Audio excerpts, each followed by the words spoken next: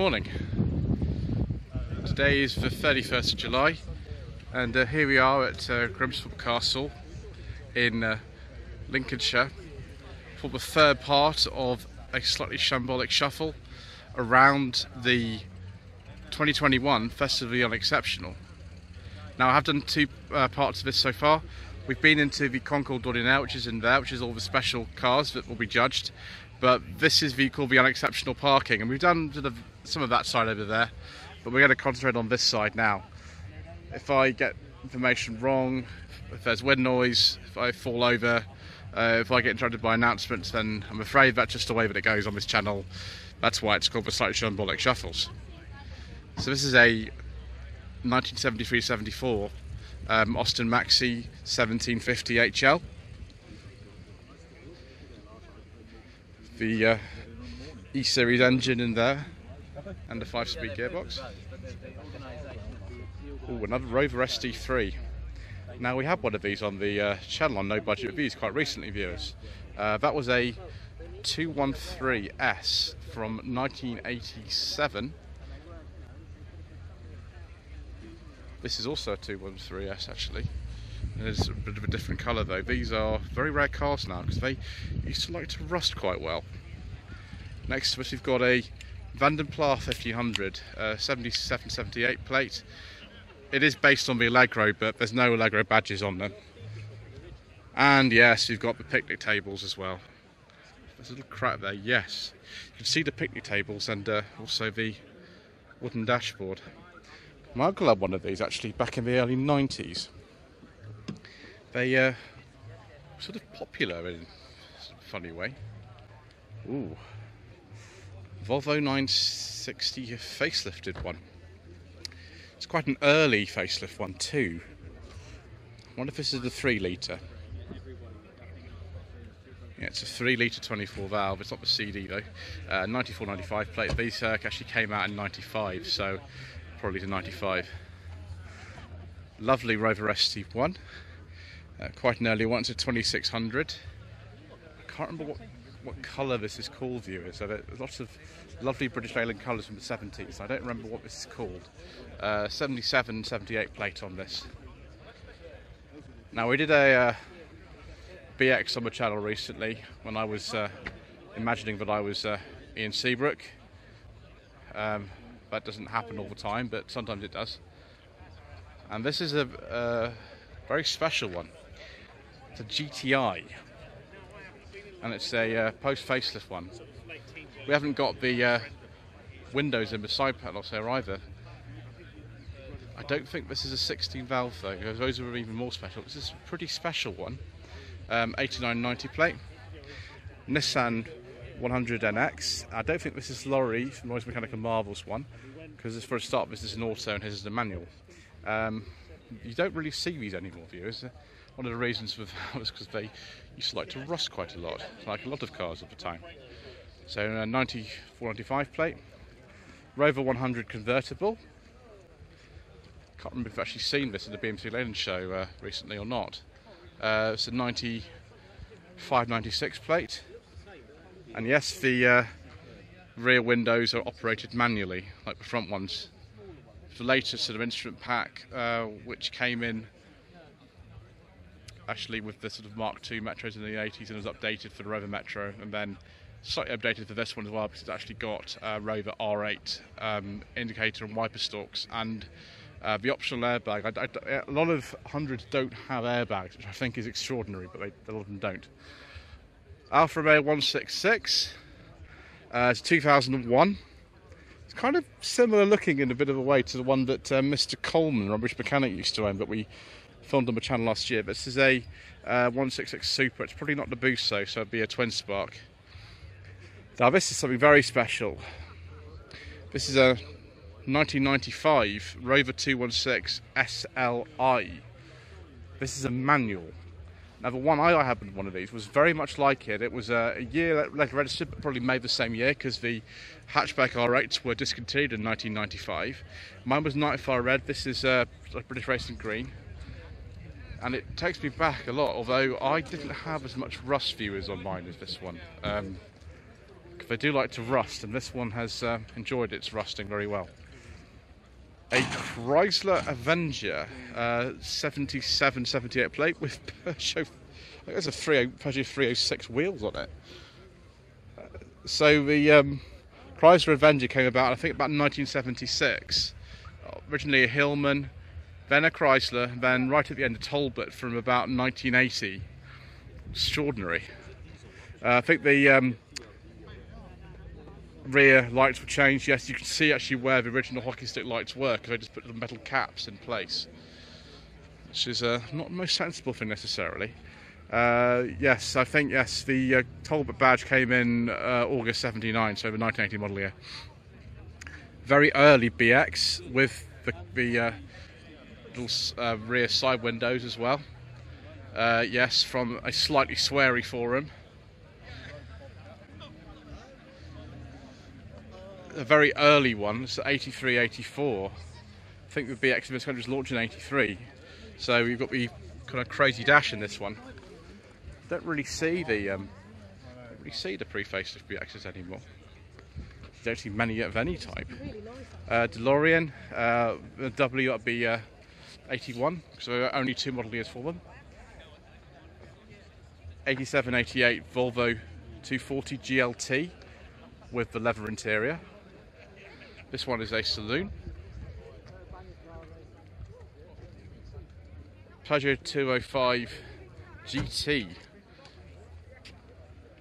Unlike the GTIs, which were 3-door only, the GT did come with a 5-door.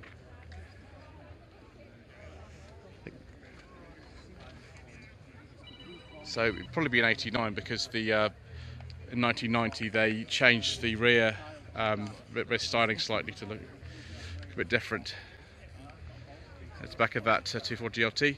Another 205 here, actually 3 in a row. Don't know what year this is. It's got a private plate on it, but it's a GRD, so it's a post facelift, so it'd be after 1990.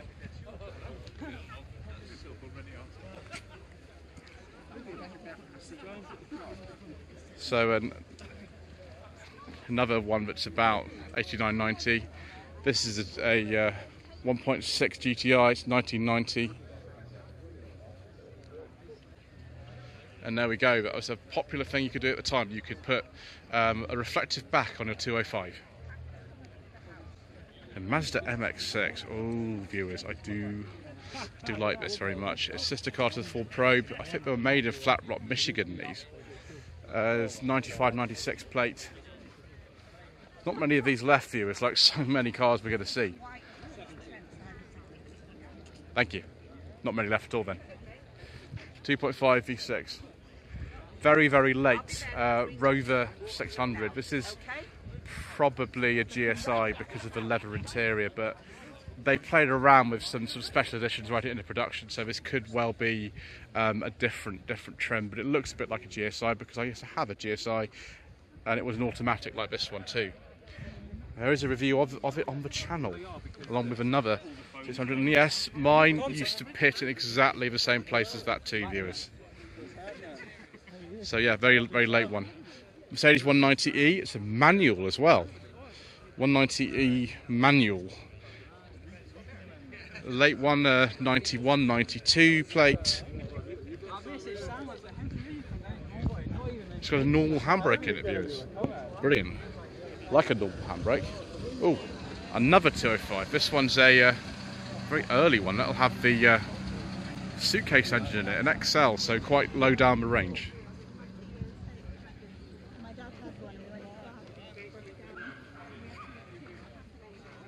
I've just spotted in Seabrook's lady friend, so he must be around here somewhere too. Daihatsu Move. Wow. 97, 98 plate. Gosh, that's tiny. Look at that. I think they're K size, aren't they? Wow.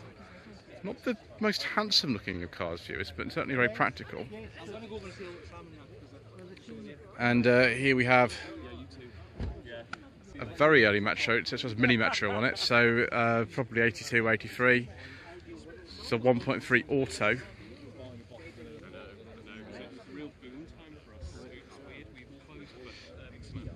Wow. Yeah, the posher ones had the flush headlamps. The probably spec ones don't have those. Oh, a Volvo 960 Estate, just like the one that Mr. Coleman used to own. Here's one is a bit earlier than this. It's a 95. This is probably in late 95, early 96. And it's actually a 2.5 as well. There's not a lot of these left though. Jaguar Xj40 is a very late one on an M plate, so be 94 only probably, because that's when we went to the X300s. And it's dark green with a beige leather interior. I do like a nice beige leather interior, viewers. Oh, it's a manual as well. That's very interesting. Fascinating, viewers. FH, so from Gloucestershire, so yeah, HA Fox Cheltenham. Mark III Astra. Merit, so bottom of the range. 93, 94 plate on this. Very, very, very nice condition. It's probably the 60 horsepower 1.4, which is the basic engine in these. Next is a Bentley. This is a Brooklyn, so this was the cheapest Bentley you could buy at the time in about 1995. Still not cheap though, and oh, we've got a beige leather interior in this, but I've been distracted by a car that looks almost like the one that was used in A View to a Kill. Oh viewers, we do like Bond films on the channel. We also like nice luxury, and more lovely British luxury. A Jensen Interceptor Mark III, 75, 76 plate. They finished production officially in 76, so quite a late one. Another luxurious beige leather interior, big sort of goldfish bowl. It's very nice. EA, so could be actually originally from West Bromwich, factory car, because that's where the Jensens were made, in West Bromwich. Very late. Citroen BX on a J, 91-92 plate, the Athena Special Edition, serviced by Chevronic, who you might know from, well, a certain Welsh-based YouTube channel who we might run into today, we don't know. I haven't seen his car around here yet, it's probably around here somewhere. Mercedes S124, that's a W124, but the estate version start with an S. That looks like another biscuit leather interior. We do like that sort of thing, viewers. No trim badge on the back. It immediately pre-facelift because they went into the sort of, you know, E-Class. MG Metro, I think this is just a 1300. I don't see the body kit on it, so I don't think it's a turbo.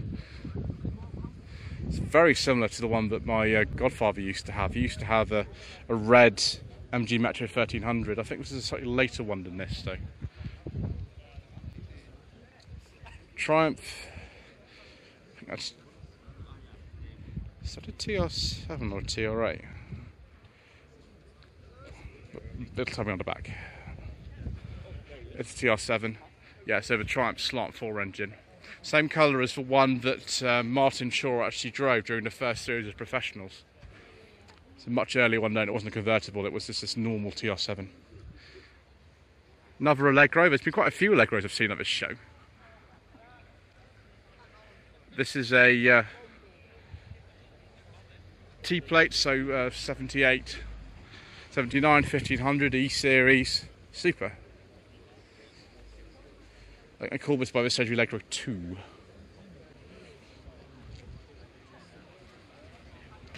Ooh, very late Skoda 120L. It's on a G plate, so this is this will be sort of 89, 90, so right at the end of the production of these. I don't think it was called the Stellar. Well, you know it was. It's also called the Estelle 2 120L5. Quite a lot of numbers and letters there, viewers. Rear engine, of course. It looks quite luxurious in there, really. It looks quite nice. Another Audi 100 Avant.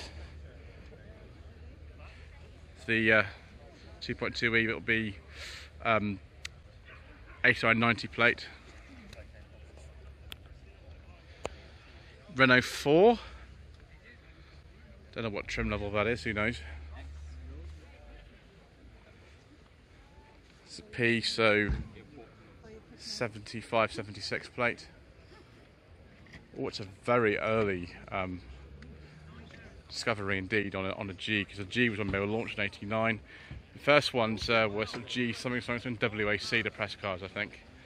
Be a 200 TDI. I can't talk about it then. The bit and fuel, but the side graphics and things like that. I wonder if it has the Jasper Conran bag. Yes, it does. It's still got the bag. Those came with the cars when they were new. And of course, wiper and indicator stalks from a Maestro. I don't think I've ever actually seen Mr. Ian Seabrook's day in person, but here it is. It's a 99. I don't need to really say much about it because you've probably all watched it on the Hubnut channel. So he'll be around somewhere. This is a 92, 93, 205D turbo. Going to the bid and fuel, so we can't really talk about it. We'll have to move on. We'll have to move on swiftly. There's the Regent, the Centi, or the Centi Regent, I should say. I think we saw that at the BBC Leyland show the other day.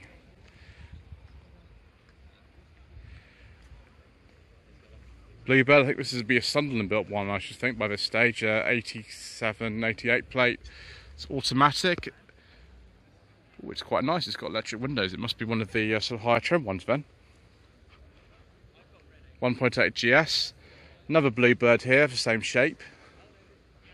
A lot of these rusted away and got bang erased over days, viewers. So yeah, there's not actually that many left.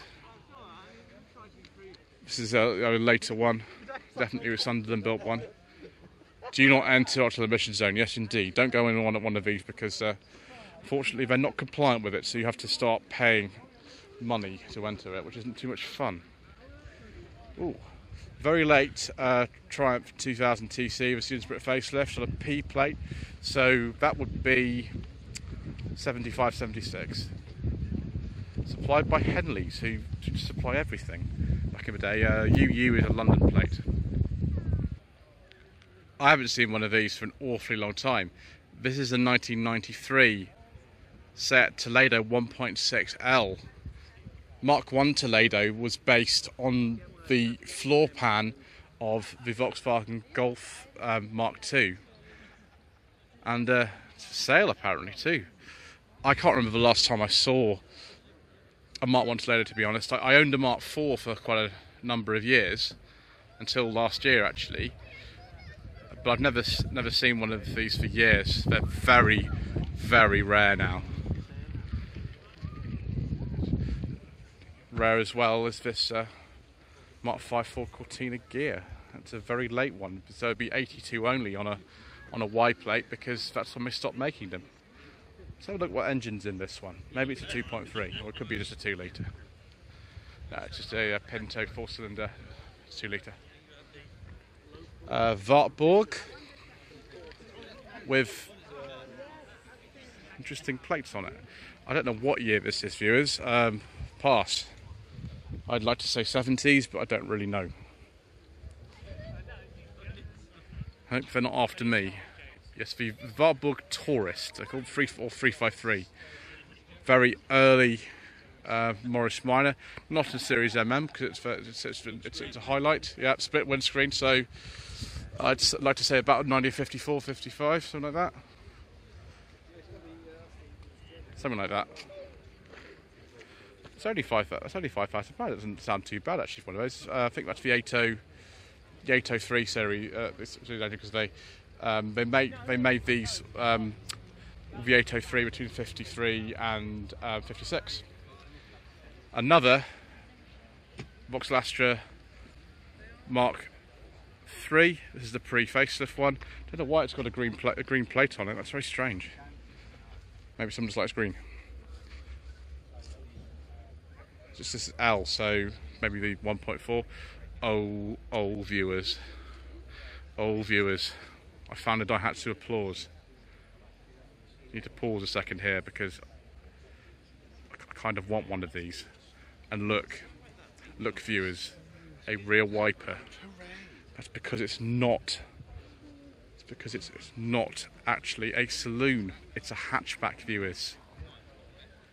And it's two-tone and it's green. And I really want one, viewers. No. That is rather nice, viewers, and it's for top of the range one. It's a 1.6 GLXI. Next to it, a Peugeot 306 XN. I think this was the bottom of the range, viewers, and it's a 3-door with one missing hubcap. It's a very early one. It's a pre-facelift, so probably 95, I should think. Another Rover R8 here. 416 GSI. These came out in 1990, and that's an 890 plate, so it'd be 1990 only. So a very early one in this sort of gold colour. Oh, it's got the optional leather interior, and it's beige. Do like a nice beige leather interior, viewers. Other options on these were the sort of GTI style wheels and actually ABS and air conditioning, but I don't think this car has got either of those things. Let's see if it's got the air conditioning button. Oh, it has. My gosh, it's got air conditioning. Wow. Oh, it's highly specified then. A very, very late Citroen AX on an R, so it'd be 97 only. The dimensions, so like a run-out model. Lotus Elan M100. It's not the Kia version. This is the S2. Now the plates are a personal one, so I don't know what year that is, but I imagine early 90s. Mine 1000 Traveller. Wipers are going that way, so be after 1962. It's a BB 700cc one, and yes, someone's put different seats in that. Same steering wheel though as well there. Peugeot 205. Now this would be a late one on an N plate, 95-96 plate. I think this is style, so this is it's a very, very late special edition. Really quite basic. The sort of Mardi Gras was above this. It's got manual windows in it and things like that, and then a body coloured panel on the back. How are you? Yeah, good to see you. Yeah, very well, thank you. Mini. I presume this is a Cooper. I don't know. It's about 94, 95.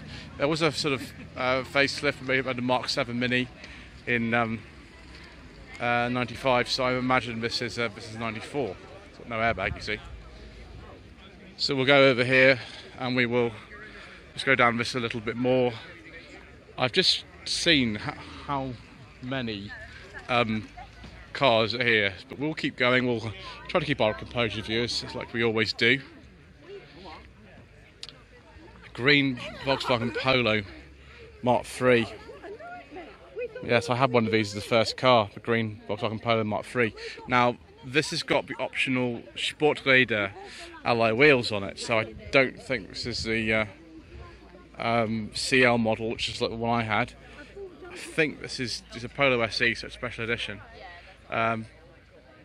Be about 96, something like that. The one I had was a bit later than 98. Very late Triumph Spitfire. 79 80 plate. I get a bit confused sometimes doing these shambolic shuffles. I see so many cars. So many cars.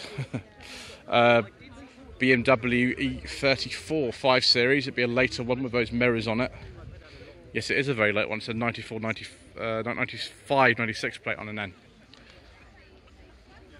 See if they've left the badge on the back. A lot of them didn't. I had later no idea what trim level that is.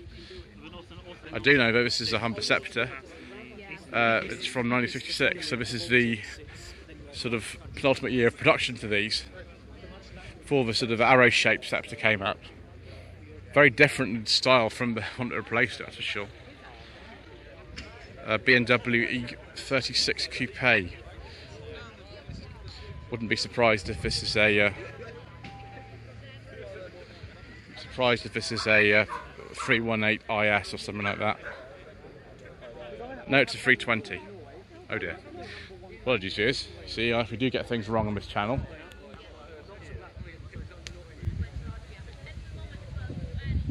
Mazda MX-5 NB. Interesting, it's got a Nardi steering wheel, so it must be a special edition of some description. I suppose it could be a Japanese import. The Unos Roadsters were the MX-5s in Japan.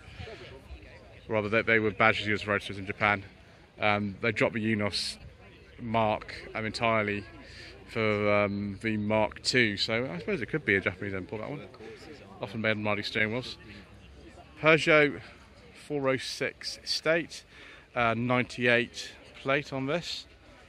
I don't think this is a V6 because you would have seen it on the other side of it, but VC, originally from Coventry, so it could be owned by Peugeot, and also a member of the Slightly Sweary Forum.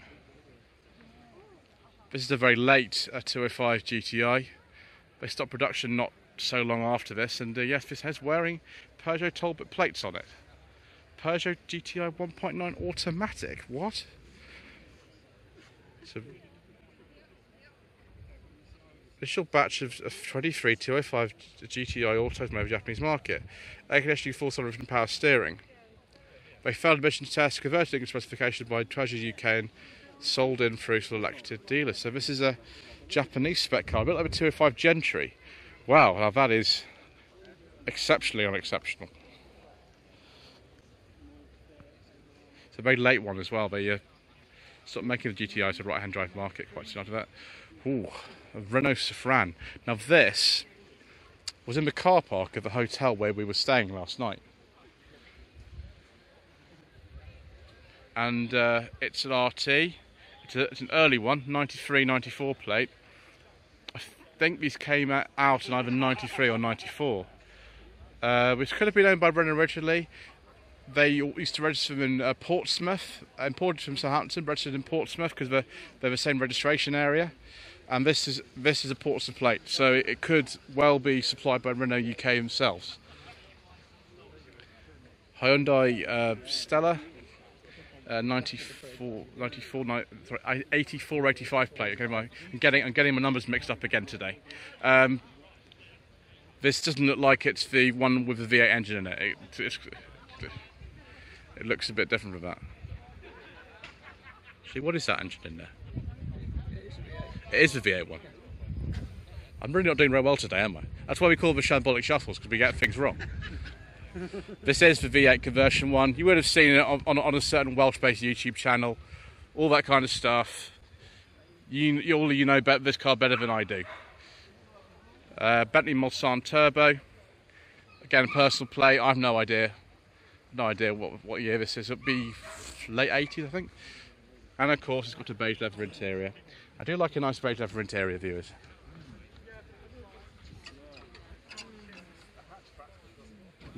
Dark green as well.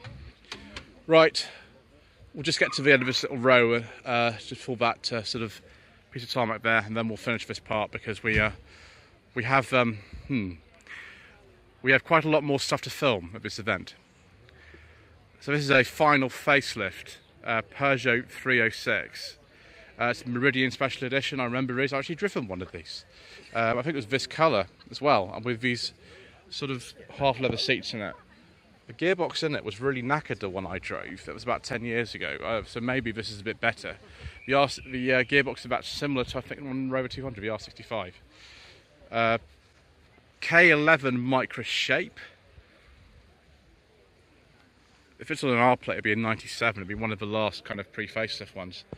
You do get an airbag though. The early ones didn't even have an airbag. You just kind of suffered. I just went to the first facelift one. First facelift. The second facelift came in a few years later. Triumph TR7 convertible, another one of those. It's 81 plate. 1988-89 Citroen BX16 RS estate. So that's sort of more similar to the one that I drove on No Budget Reviews quite recently, although the one I drove had a forbidden fuel engine in it because of course I was imagining that I was Ian Seabrook, so I let myself off for a while.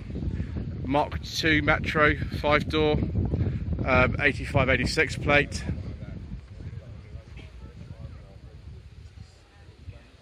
.3L, very, very late. Rover SD1, 85-86 plate. This is the 2000, so it's got the O series engine in it. Wow, these aren't very common at all, viewers. And it's an automatic as well. Wow, quite something. And here we are, first of the Unexceptional Congo L'Ordinaire. This looks very ordinary indeed. It's an Allegro, 75-76 plate. It's got a sort of vinyl seat, so what's betting that it's actually a very low spec one? Doesn't even say. Sorry viewers, I can't tell you any more about it. We'll finish off with something that's very familiar. This is an HHR Rover 400. I don't know about it. It's probably something like an SLI, I would say. But it's actually got very good door cards in it. Much better door cards than the one in my Rover 45 V6. Very nice condition. I do have a review of one of these on the channel. It's probably a K series engine in this. You have to hear it if it's a forbidden fuel one, not. But thank you ever so much indeed once again for watching. Please don't forget to subscribe to the channel for part 4 or however many more parts of this we're going to make, because I think we're going to be here sometime, viewers. So don't forget to like this video, leave a comment below. Sorry if I got things wrong, that's just the way it goes on this channel. Yeah, social media links are down below, and don't forget to turn notifications if you do subscribe, because then you get to be informed of when new videos go live on the channel. Thank you ever so much indeed once again for watching.